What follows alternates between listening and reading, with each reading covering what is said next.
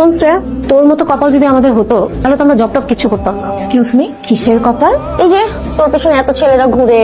প্রথমত এসব প্রেমটা আমাকে দিয়ে হবে না, আর দ্বিতীয়ত এসব বিষয়ে ছোটবেলা থেকে আমার অ্যালার্জি আছে। আমার না কোনো অ্যালার্জি নাই, আমার তো খুব ইচ্ছে বেশ সুন্দর আর হ্যান্ডসাম একটা ছেলে দেখে বিয়ে করব। আমার এগুলো নিয়ে কোনো টেনশন নাই। I just want to earn money, টাকা কামাইতে হবে। হ্যালো মা, কেমন আছো? আমি ভালো। তোর কি খবর? পড়াশোনা হচ্ছে ঠিক মতো? হচ্ছে। কি দরকার খামাখা জবটা করার? ভালো লাগে তো। আর প্রথমত তোমার থেকে এখন আর কোনো টাকা পয়সা নিতে আমার ইচ্ছা করে না, আর দ্বিতীয়ত ক্লাস শেষে যে অফুরন্ত সময় আমি পাই সেই সময়টাকে কাজে লাগাচ্ছি। আমার তো মনে হচ্ছে এটা গোলাপ ফুল। আরে স্পেশাল একটা মেয়ে দিয়েছে। তারপর সিরিয়াসলি বলছি তো। তুমি দেখে ফেলেছো না মেয়েটাকে?